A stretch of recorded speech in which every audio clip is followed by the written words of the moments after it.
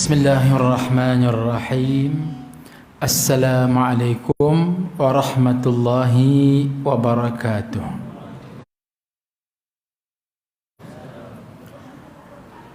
Alhamdulillahi rabbil alamin. Assalatu wassalamu ala rasulillahil amin wa ala alihi wa sahbihi ajma'in. Para hadirin muslimin dan muslimat yang budiman dan beriman, InsyaAllah pada malam ni kita meneruskan kuliah maghrib di bawah hadis-hadis pilihan. Tajuknya ialah hadis yang ke-22. Hadis temanya hidup berdikari. Sebab versi kitab Ustaz ni mungkin tak sama dengan versi yang baru, tapi nombor hadisnya sama kan? Rasa-rasa dulu berebut beli kitab. Tak apa.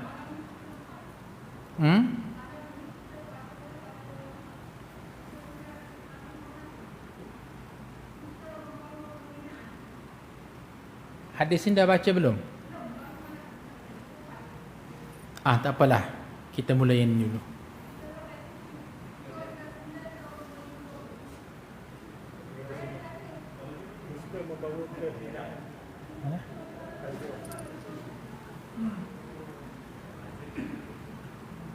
Sini, dusta membawa kehinaan. Oh, yang ni sudah.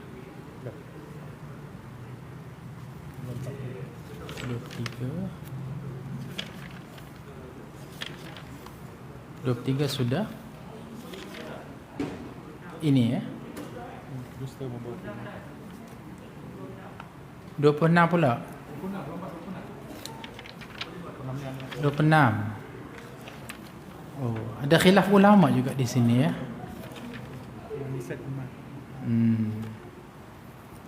Ada pandangan keempat?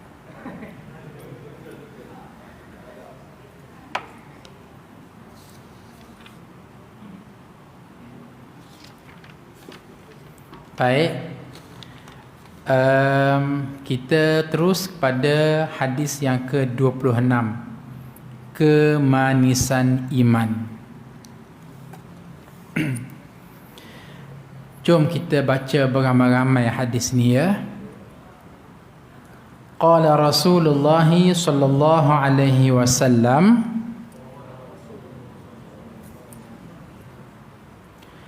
Dhaqa ta'mal imani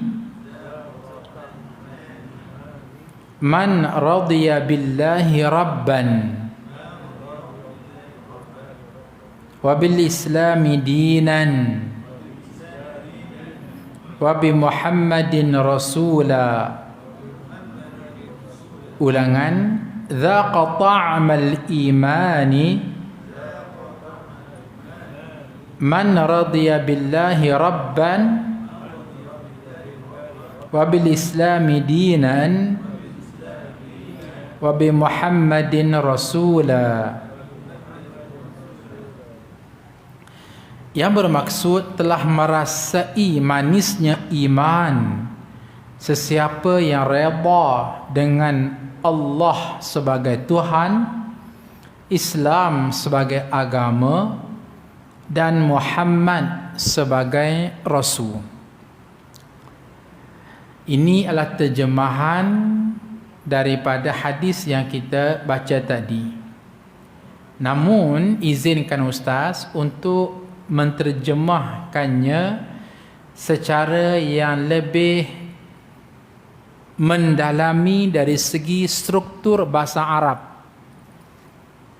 Dhaqa, telah puaslah mengecapi akan seseorang itu, ta'mal imani, akan kelazatan dan kemanisan iman, man radiya billahi rabban, tak kala mana seseorang itu telah berpuas hati menjadikan Allah sebagai Tuhannya, wabil islami dinan, dan dia juga telah berpuas hati menjadikan Islam sebagai tata cara hidupnya, wabi Muhammadin, dan dia juga berpuas hati menjadikan Muhammad rasulan, sebagai rasul dan nabi.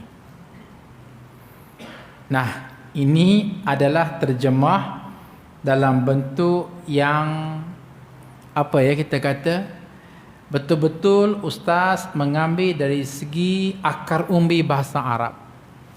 Saja nak tanya lah ya, saja nak tanya, agak-agak mana lebih sedap? Terjemahan yang pertama tadi ke, ataupun terjemahan yang langsung ambil daripada akar umbi bahasa Arab? Yang pertama ataupun yang kedua? Hello, ini soalan ni. Yang kedua kan? Nah, Makcik Kia yang kedua kan? Kan selepas Covid kan nama Makcik Kia kan famous. Okey. Sebab itulah hadirin sekalian, pertama sekali sarankanlah kepada anak-anak kita belajar bahasa Arab, dan bagi seseorang yang mutamakin menguasai bahasa Arab sampai ke akar umbinya, silalah guna untuk seseorang itu merasa sedap ketika mana mentafsir Al-Quran, dan rasa sedap ketika mana menghuraikan hadis-hadis Nabi sallallahu alaihi wasallam. Barulah kita betul-betul menyampaikan risalah Islam sesuai dengan maksudnya yang Arab tersebut. Jadi pada hadis yang disebut oleh Ibnu Abbas ini menyatakan bagaimana Rasulullah sallallahu alaihi wasallam menyebut zaqa, berpuas hatilah seseorang yang merasai kemanisan iman. Ta'mal iman, kemanisan iman. Dalam hadis yang lain disebut dengan bahasa halawatul iman. Contoh, Rasulullah sallallahu alaihi wasallam bersabda, "Thalathun man kunna fihi wajada halawatal iman." 3 perkara sesiapa yang ada padanya bermakna dia memiliki halawatul iman, kemanisan iman. Apa maksud kemanisan iman? Jawapannya, maksud ta'mul iman, kemanisan iman ialah memiliki iman yang tulen, bukan iman plastik. Hadirin, lawan bagi yang tulen ialah yang palsu ataupun yang plastik kosmetik. Contoh, katakanlah ada setandan pisang di hadapan ustaz, letak atas meja, dan pisang ini pisang yang halawah, yang tulen, kuning, besar, sedap. Pada masa itu insya-Allah kita ambil, kita buka kulitnya, kita makan, kita kunyah, kita telan, dan sedap sekali. Semua kita akan merasainya. Sebab apa? Sebab pisang itu pisang yang halawah, pisang yang ta'mul iman, pisang yang original, tulen. Tapi kalaulah setandan pisang itu bukan pisang yang asli, yang original, yang tulen, yang halawah, yang ta'mu, tapi pisang yang plastik. Bila pisang tu pisang yang palsu, yang plastik, maaf cakap, jangan kata manusia, bapa beruk tak makan. Betul kan? Jangan kata kita manusia, bapa beruk keluar daripada batu kif pun tak makan. Sebab apa? Sebab dia adalah palsu, dia adalah kosmetik, dia bukan yang asli dan original. Demikian juga hadirin sekalian, kita untuk memastikan bahawa iman yang kita miliki ni iman yang tulen, iman yang benar, iman yang layak untuk dipersembahkan di hadapan Allah Subhanahu wa taala, maka harus memiliki kriteria-kriteria yang tertentu. Pada hadis ini disebut 3 kriteria yang tertentu itu. Dan nak tak nak kita kena absorb, kita kena merasainya, dan kita kena postmortem dan muhasabah. Agak-agak 3 kriteria itu ada ke tidak pada kita? Kalau ada, alhamdulillah. Kalau tak ada, innalillah. Kalau tak ada, cubalah ya, kita cuba hidupkan dalam diri kita. Apa dia? Pertama, man radiya billahi rabban. Sesiapa yang radiya billahi rabban, yang redha Allah itu menjadi Tuhannya. Sekali lagi kita bertemu dengan struktur bahasa Arab di sini. Radiya maknanya redha. Terjemahannya, sesiapa yang redha Allah menjadi Tuhannya. Kalau tuan-tuan perhatikan, awal-awal Ustaz terjemah apa dia? Perkataan radiyah tadi? Puas hati kan? Radiyallahu anhum wa radu an. Allah redha kepada mereka dan mereka juga redha kepada Allah. Apa arti? Allah puas hati kepada mereka dan mereka juga puas hati kepada Allah. Sengaja Ustaz terjemah sedemikian rupa supaya bahasa ini kadang-kadang mendekatkan kita dengan makna. Saya buat ni, kenapa saya solat? Saya solat supaya Allah redha kepada saya. Rasa macam tak berapa nak menyengat tu. Tapi kalau kita kata, saya solat qiyamul lail tahajud ni supaya Allah puas hati dengan saya. Wah.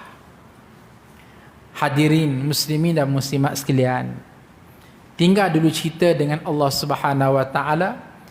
Kita ambil dulu interpersonal, hubungan kita dengan keluarga kita. Nah, kita ada 3 orang anak kita. Okey, dan kita beritahu kepada anak kita, anak yang sulung ni yang kita panggil Abang Long. Okey, Abang Long sila menghafaz Al-Quran. InsyaAllah kalau kata sehingga hujung bulan 12 ini berjaya hafaz 5 juzuk, dari bulan September, Oktober, November, Disember, boleh lagi ekstra sehingga 5 juzuk, makna 4 bulan 5 juzuk, maka pada masa itu Abi akan bawa Abang Long dia pergi ke Langkawi untuk pergi berkelah di sana selama 1 minggu. Dan nyata sekali hujung Disember dia berjaya menghafaz Al-Quran 5 juzuk. Kita, apa perasaan kita? Kita redha dengan anak kita. Tak puas saya cakap itu. Yang berlakunya kita puas hati dengan anak kita. Kita puas hatinya. Aku ada anak yang sulung dalam masa 4 bulan 5 juzuk dia boleh hafaz Al-Quran. Puas hati sangat-sangat. Pada masa itu janji nak pergi hanyalah ke Langkawi. Sekarang ni langsung boleh pergi langsung ke Mekah ni, bawa umrah. Sebab apa? Sebab kita puas hati. Demikian juga hadirin sekalian, bawa perkataan radhiyallahu ni kepada Allah Subhanahu wa taala. Man radiya billahi rabban. Seseorang yang ada kemanisan iman apabila dia puas hati menjadikan Tuhannya, menjadikan Allah sebagai Tuhannya. Dia menjadikan Allah sebagai Tuhannya. Baik. Timbul soalan. Ustaz, kan memang kita ni ahli tauhid? Bukannya sembah berhala, bukannya sembah tokong kat batu cave tu. Memang kita ni sembah Allah. Kok nak kata kita ni telah pun redha kepada Allah? Memang redha. Hadirin muslimin dan muslimat sekalian, kalau kita rujuk kepada perbincangan ulama-ulama tasawuf, redha ini ada banyak tahap dia. Ada untuk orang awam, ada untuk orang al-khawas. Untuk orang awam ialah sebatas dia perlu Islam, maka dia telah pun redha Allah sebagai Tuhannya. Itu sebab dia tidak peluk Buddha, Hindu, Kristian, whatever, apa jua agama sekalipun dia nyahkan. Ini adalah redha bagi orang awam. Adapun redha bagi orang al-khawas ialah sifatnya at-tajarrud anil makhluqat. Dia telah pun berjaya mencabut diri dia, membebaskan diri dia daripada makhluk dengan menumpukan seluruh hidupnya kepada Allah Subhanahu wa taala. Ini adalah tahap redha first class. Contoh, Allah Subhanahu wa taala berfirman, A'udzu billahi minasyaitonir rajim.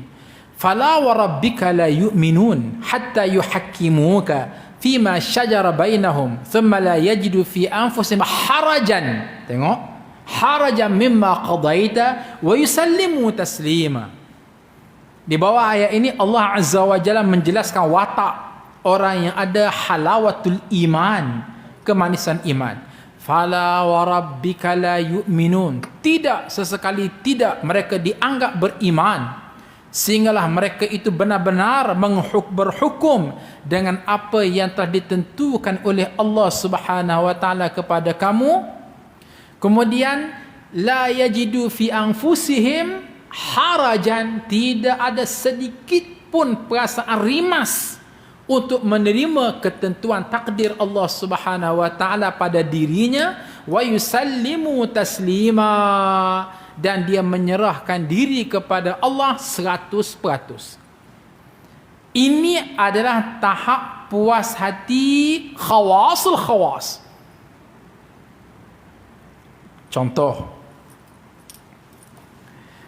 kita tak payah ambil Nabi lah. Kalau ambil Nabi mungkin ada kata alah tu maqam Nabi, maksum. Kita ni bukan Nabi, kita ni orang biasa. Fine. Kita ambil sahabat Nabi yang bukan maksum. Siapa dia? Abu Bakar As-Siddiq radhiyallahu taala anhu. Contoh yang paling simple iaitu ketika mana Rasulullah sallallahu alaihi wasallam keluar daripada rumah untuk pergi hijrah, Nabi pergi ke rumah Abu Bakar. Ketuk pintu. Siang hari. Beritahu, Assalamualaikum, Waalaikumsalam. Krek, buka pintu. Nabi beritahu, wahai Abu Bakar, jom ikut aku sekarang hijrah ke Madinah. Jom ikut aku sekarang hijrah ke Madinah. Cuba tengok. Hello. Ni lain macam tengok ni. Oh, sebab suruh tengok kan. Ya, baik. Hadirin, cuba tengok macam mana respon Abu Bakar. Kalau kita lah tempat Abu Bakar, agak-agak apa respon standard ahli jemaah surah Ikhwan? Menerima atau menolak? Menolak. Kenapa? 1001 alasan kita boleh cipta. Ya Rasulullah, takkan tak WhatsApp dulu? Kalau sekarang kan, ya Rasulullah, takkan tak bagi short notice 3 hari dulu?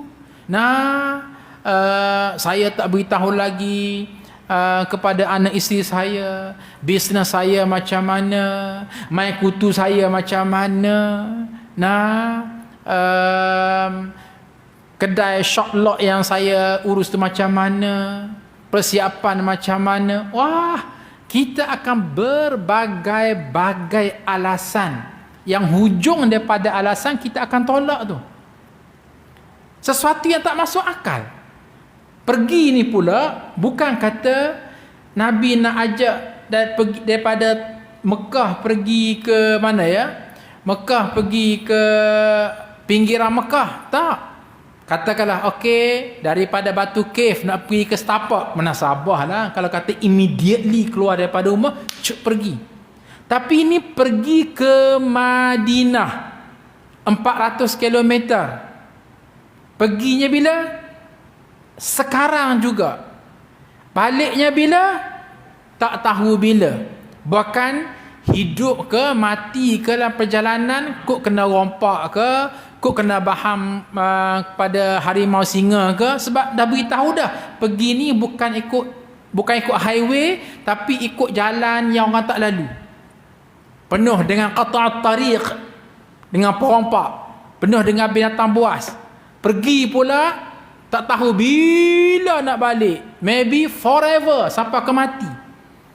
Tapi Masya Allah, tabarakallah, iman, halawatul iman, ta'mul iman ada pada diri Abu Bakar radhiyallahu rabban. Apabila aku peluk Islam, aku telah puas hati dengan Allah Subhanahu wa taala, maka apa jua yang diarahkan oleh Allah melalui Rasulullah supaya berhijrah ke Madinah dalam keadaan immediately, terus Abu Bakar kata sami'na wa ata'na. Ya, sami'na wa ata'na. Keluar.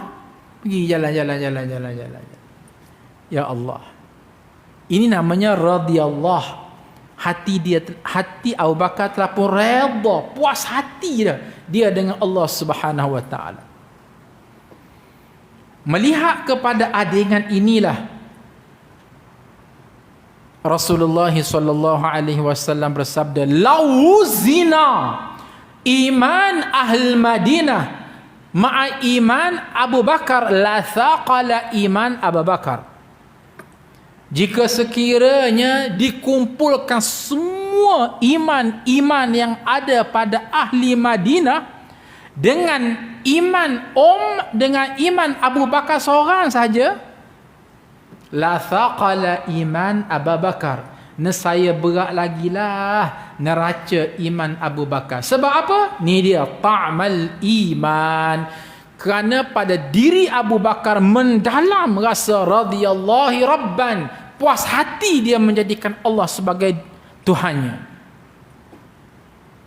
At-tajarrud 'anil makhluqat, hidup dia tidak ada apa-apa halangan dengan makhluk, tak mencipta apa-apa alasan. Masya Allah. Tak macam kita kan. Nah, hari Isnin puasa sunat je, tak apalah. Terlepas hari Isnin hari Khamis.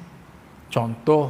Nah, tahajud, tak apalah. Terlepas pun tak ada masalah. Tahajud je. Yalah, tahajud je kat belakang. Kecil kawan ni. Ada je kita mencipta alasan. Nak sedekah ni RM10 ke RM20? Kalau RM20 nanti banyak sangat, RM10 je. Ada je reserve kita. Tidak pada Abu Bakar seluruhnya. Sesuatu yang tak masuk akal kita tak akan buat. Tuan-puan sanggup tak buat macam Abu Bakar? Tak payah jawab, gaya bersila nampak dah. Iya. Penceramah pun tak mampu buat. Baik. Ustaz ambil contoh yang kedua. Kena bawa beberapa contoh baru dah nampak ni nak hurai hadis ni. Ambil contoh juga dalam peristiwa hijrah. Sayyidina Ali karramallahu wajhah. Ni cerita ta'mal iman man radiya billahi rabban. Puas hati dia menjadikan Allah sebagai Tuhannya. Ikut saja apa arahan Allah yang disampaikan oleh Rasulullah sallallahu alaihi wasallam. Iaitu juga dalam peristiwa hijrah. Ini Ustaz hurai sekali, bil Islami dinan wa bi Muhammadin rasulan. Kan semua kita maklum Nabi sudah tahu ada perancangan konspirasi nak bunuh Nabi. Iaitu akan ada satu keadaan, satu masa rumah Nabi dikepung dan pemuda-pemuda tahan lasak yang ada di Makkah akan serbu rumah Nabi, pergi ke tempat tidur Nabi dan akan cincang lumat batang tubuh Nabi yang sedang tidur. Itu perancangan yang dibuat oleh orang-orang kafir. Wa idh yamkuru bika alladhina kafaru liyuthbituka aw yaqtuluka aw yukhrijuka wa yamkuruna wa yamkurullah wallahu khairul makirin. Allah membongkar konspirasi ini. Bagaimana Muhammad, musuh-musuh kamu sedang mencipta konspirasi untuk bunuh kamu. Modus operandinya bla bla bla bla. SOP-nya bla bla bla bla bla. Hadirin, Nabi keluar daripada rumah lebih awal, jumpa dengan Sayyidina Ali dan beritahu, wahai Sayyidina Ali, sila replace tempat tidur aku. Duduk atas katil, kemudian selimut.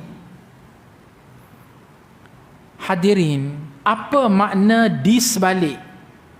Apa makna di sebalik Sayyidina Ali ganti tempat tidur Nabi? Di sebalik tu apa dia? Matilah. Kan? Di sebalik itulah mati. Tuan-tuan kena hurai siapa tahu tu. Jangan kita hanya kata okey, Nabi nak hijrah daripada Mekah ke Madinah, Nabi telah minta supaya Sayyidina Ali tidur di tempat Nabi. Dia bukan sekadar tu, tetapi something behind yang ada di sebalik itu ialah maknanya menempah maut. Kalaulah kita duduk pada tempat Sayyidina Ali. Nah, tadi terlepas dah kan Abu Bakar tu. Duduk pada tempat Sayyidina Ali. Dalam keadaan kita tahu dah perancangan bagaimana orang-orang kafir akan serbu rumah Nabi, masuk ke bilik tidur Nabi, kemudian akan cincang lumat Nabi yang sedang berselimut. Tiba-tiba Nabi kata, okey Ali, ganti tempat aku. Itu namanya tempah maut. Kalau kita ahli jemaah surau Al-Ikhwan ni agak-agak sanggup ke ataupun tidak duduk tempat tidur Nabi. Nah, muslimat tak mampu. Karena kita tahu itu maknanya mati. Tapi samalah juga apabila Sayyidina Ali ada radhiyabillahi rabban, puas hati aku dengan Allah, wabil islami dinan, puas hati aku dengan agama Islam, wabil Muhammadin rasulah, puas hati aku jadikan Muhammad ni nabi aku berjuang untuk nabi aku, senang-senang, sepatah haram membantah pun tidak. Sami'na wa ata'na. Sehingga turunnya ayat Quran, innama kana qaul mu'minina idza du'u ila Allah wa rasulih liyahkuma bainahum an yaqulu sami'na. Sambung. Wa ata'na. Sifat orang yang ada kemanisan iman apabila diseru oleh Allah dan Rasul buat itu, buat ini, maka respon mereka sami'na wa ata'na. Okey Abu Bakar, jom ikut aku ke Madinah. Sekarang juga. Tidak ada tempoh balik. Pergi one way ticket. Sami'na wa ata'na. Ali, ganti tempat tidur aku. Itu tempah maut ya. Sami'na wa ata'na. Masya Allah.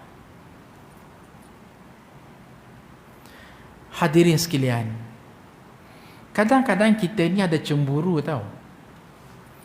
Cemburu yang bagaimana? Kenapalah aku ni hidup zaman sekarang? Kenapalah tak ditakdirkan aku ni hidup zaman Nabi? Kenapalah tak ditakdirkan aku ni adalah Abu Bakar yang sentiasa berdamping dengan Nabi? Kan best tu. Makamnya tinggi akhirat kelak. Tak rasa cemburu kadang-kadang nak jadi macam Abu Bakar? Tentu rasa kan? Tapi ingat satu perkara. Memang cemburu nak duduk pada tempat Abu Bakar. Tapi kalau diuji, nah wahai ahli jemaah surah Ikhwan, nak sangat duduk tempat Abu Bakar, okey jom pergi berhijrah dengan Nabi, tinggal anak isteri, tinggal bisnes, tinggal rumah tangga, pergi one way. Okey nak sangat jadi macam Sayyidina Ali, sepupu Nabi, orang yang mubasyirun fil jannah, masuk syurga tanpa hisab. Okey syaratnya mesti tempah maut. Agak kita nak ataupun tidak. Maulah kita bundur. Tak apalah. Hidup zaman sekarang pun tak apalah. Tak apalah. Tak tinggal kat Mekah, tinggal kat tepi Batu Kih ni pun tak apalah. Sebab kita tahu akan dha'ful iman. Kelemahan iman yang ada pada diri kita. Masya Allah. Ni cerita-cerita macam ni hadirin sekalian, kita kena ambil inspirasi. Orang yang ada radiya billahi rabban, orang yang ada bil islami dinan, orang yang ada Muhammadan rasulah. Mungkin muslimat di belakang kata, ustaz, tak ada ke contoh orang perempuan, balik-balik orang lelaki je? Tak apa, ustaz ni baik hati. Ustaz bagi contoh orang perempuan yang memiliki 3 sifat yang sama. Apa dia? Radiya billahi rabban, puas hati dia menjadikan Allah Tuhan dia. Bil islami dinan, puas hati dia menjadikan Islam sebagai cara hidup dia. Wa bi Muhammadin rasulah, dan puas hati dia ikut Nabi, menjadikan Muhammad sebagai rasul dia. Mari kita ambil inspirasi kepada orang perempuan pula. Siapa dia orang perempuan tu? Yang Ustaz maksudkan di sini ialah Asma binti Abu Bakar. Nah, Asma binti Abu Bakar ni siapa? Kakak kepada Aisyah radhiyallahu ta'ala anha, dan juga anak kepada Abu Bakar. Juga merangkap kakak ipar kepada Rasulullah sallallahu alaihi wasallam. Ini kena faham tu ya. Kenapa? Kerana Nabi berkahwin dengan siapa dia? Aisyah. Kan Aisyah tu kan adik kepada Asma. Masya-Allah. Nabi tahu seka yang baik-baik belaka. Juga Ustaz rujuk kepada peristiwa yang sama, peristiwa hijrah. Kan semua kita maklum Nabi dan Abu Bakar akhir sekali berhijrah daripada Mekah ke Madinah. Tapi Nabi tidak direct. Sebaliknya Nabi transit. Transit di mana? Di Jabal Thur. Betul kan? Jabal Thur. Gua Jabal Nur. Tak. Jabal Thur, Gua Hira. Mana tu satu lagi? Tulis ingat.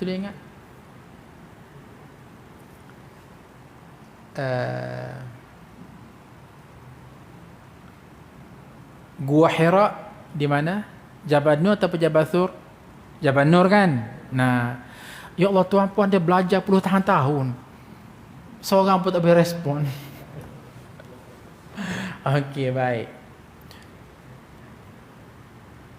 Ustaz, Masya Allah, sepanjang, boleh katakan hampir setiap tahun, cuma yang COVID saja tak pergi umrah. Kalau tidak, setiap tahun alhamdulillah bawa jemaah pergi umrah. Dan setiap kali pergi umrah, kita akan melawat Jabal Nur dan Jabal Thur. Apa yang saya nak sebut ialah ustaz memang pernah beberapa kali mendaki Jabal Nur untuk pergi ke Gua Hira, tempat menerima wahyu pertama oleh Rasulullah sallallahu alaihi wasallam. Tetapi, nah ni poin dia, ustaz sekali pun tak pernah naik panjat Jabal Thur, tempat Nabi dan Abu Bakar berlindung perjalanan menuju ke Gua, menuju ke Madinah. Sebab apa? Sebab dari segi tinggi, lebih tinggi daripada Jabal Nur. Jabal Thur tu bukit yang paling tinggi yang terletak di Masfalah, 5 km daripada Masjidil Haram. Paling tinggi dialah. Yang kedua paling curang. Dan sudah ada beberapa kes kematian berlaku, tergolek jatuh. Kalau tuan-puan pergi melawat lah, ada pengalaman pergi umrah, melawat Jabal Thur, kita akan nampak tu bagaimana orang yang pergi naik putih. itu dalam keadaan yang sangat terancam. Bahkan zaman sekarang sudah ada track dia. Ada tangga. Zaman Nabi 1400 tahun lampau tidak ada. Tetapi poin yang saya nak sebutnya ialah Nabi telah amanahkan kepada Asma, wahai Asma, ayah dia beritahu, wahai Asma, ayah yakni Abu Bakar bersama dengan Rasulullah sallallahu alaihi wasallam akan berada di Gua Thur selama 3 hari. Transit dan berlindung di sana daripada kepungan orang-orang kafir Quraisy. Maka dalam tempoh 3 hari ini, Abah appoint kamu untuk hantar bekalan makanan setiap hari. Apa jawab Asma binti Abu Bakar yang ada ta'mul iman, raditu billahi rabban wa bil islami dinan wa bi Muhammadin nabiyyan wa rasulah? Jawapan sama macam Abu Bakar. Jawapan sama macam Sayyidina Ali. Jawapannya apa dia? Sami'na wa ata'na. Allahu akbar. Sama.